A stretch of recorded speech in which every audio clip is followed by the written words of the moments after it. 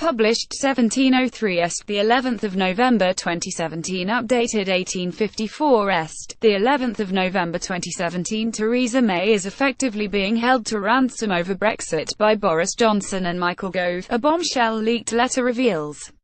The cabinet heavyweights made a series of veiled threats in a secret missive to the Prime Minister, which contained blunt instructions on how she should deliver the hard Brexit they demand. The incredible letter also contains the sinistering instruction that Mrs. May should make rebel cabinet ministers toe their line by clarifying their minds. Theresa May is effectively being held to ransom over Brexit by Boris Johnson and Michael Gove. A bombshell leaked letter reveals it lays bare cabinet tensions and will fuel claims that the Brexit stance of Mrs. May, who supported the Remain campaign during the EU referendum, is being dictated by Mr. Gove and Mr. Johnson. One senior government figure, who has seen the letter, said it showed that Foreign Secretary Johnson and Environment Secretary Gove had conducted a soft coup and that Mrs. May was their Downing Street hostage. It comes amid continuing speculation of a leadership challenge to Mrs. May, who has struggled to impose her authority since the botched general election.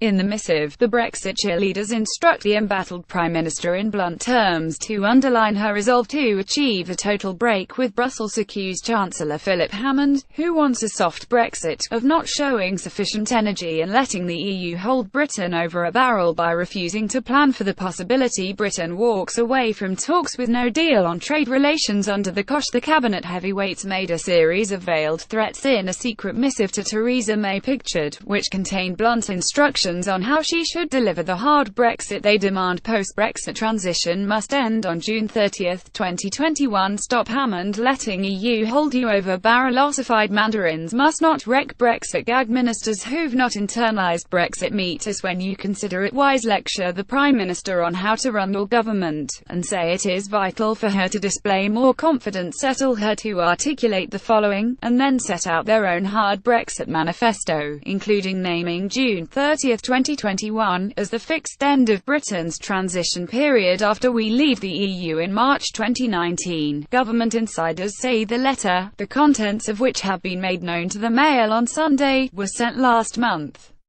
It will send shockwaves around the government. A well-placed source said it suggested Mr. Gove and Mr. Johnson were running what was tantamount to a hard Brexit cell inside the cabinet. The cloak-and-dagger nature of the ultimatum is illustrated by the James Bond-style instruction that the letter is for your and Gavin's eyes only, a reference to Mrs. May's No. 10 Chief of Staff, the former Conservative MP Gavin Barwell. It is understood the letter was delivered to him by hand by Mr. Johnson. But the pair could face a backlash for appearing to order her not to show it to other cabinet ministers or Whitehall mandarins. EU exit. Next steps. For your and Gavin's eyes only, your approach is governed by sensible pragmatism. That does not in any way dilute our ambition to be a independent, self-governing country by the time of the next election. If we are to counter those who wish to frustrate that end, there are ways of underlining your resolve. We are profoundly worried that in some parts of government the current preparations are not proceeding with anything like sufficient energy. We have heard it argued by some that we cannot start preparations on the basis of no deal because that would undermine our obligation of sincere cooperation with the EU. If taken seriously, that would leave us over a barrel in 2021. We all want you to push your agenda forward with confidence and have your government articulate the following, yours, Boris and Michael. The letter includes the Orwellian threat to clarify the minds of rebel ministers and make them internalise the logic of the Johnson-Gove approach to the EU. In another jibe at ministers such as Mr. Hammond who opposed leaving the EU, it says Mrs. May must ensure all cabinet members take the same tough line on Brexit, whatever their original positions during the referendum. They should not even be allowed to express doubts about the final outcome of Brexit behind closed doors and must echo Mrs. May's stance word for word publicly and privately, they argue. And the Whitehall machine and its ossified ways of working cannot be left to its own devices to deliver Brexit. New high-powered staff are needed to apply grit to the oyster. The tone of the letter is as shocking as its contents. It ranges from quietly menacing to ingratiating flattery, such as praising how Mrs. May's excellent speech in Florence landed well. The cloak-and-dagger nature of the ultimatum is illustrated by the James Bond-style instruction that the letter is for your and Gavin's eyes only, a reference to Mrs May's No. 10 Chief of Staff. The former Conservative MP Gavin Barwell pictured government sources believe the letter may have been drawn up with help from the pro-Brexit European Reform group of Tory MPs and the Legatum Institute think tank.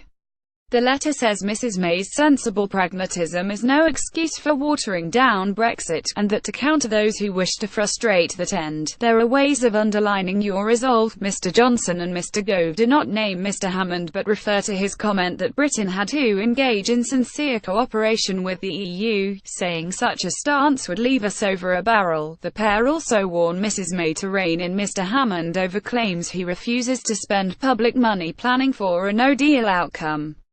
Clearly, both issues still rankle with Mr Johnson and Mr Gove, who write, "We are profoundly worried that in some parts of government the current preparations are not proceeding with anything like sufficient energy. We all want you to push your agenda forward with confidence and have your government articulate the following, and set out their own Brexit manifesto."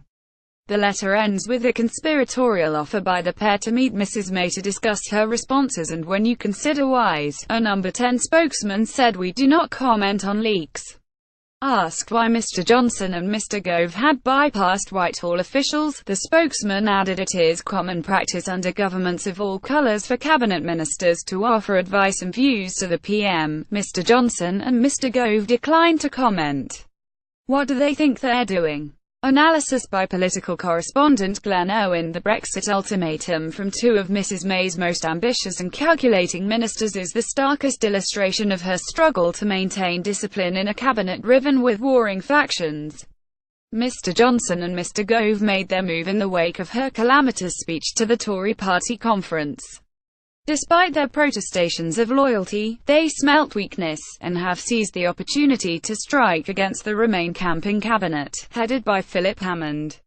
The Brexiteers are infuriated by what they see as the Chancellor's pursuit of a Brexit light in which the UK shadows the single market for a long transition period, which is why Johnson and Gove have demanded a set date for the end of the transition. They have also been angered by Hammond's reluctance to spend money preparing for the chance of a no-deal Brexit, which they say makes failure in the Brussels negotiations more likely because it weakens our hand. There are already signs that the enfeebled PM has been forced to act on their demands. Her pledge on Friday to enshrine in law the start of Brexit is in the spirit of their call for a strict timeline for the transition.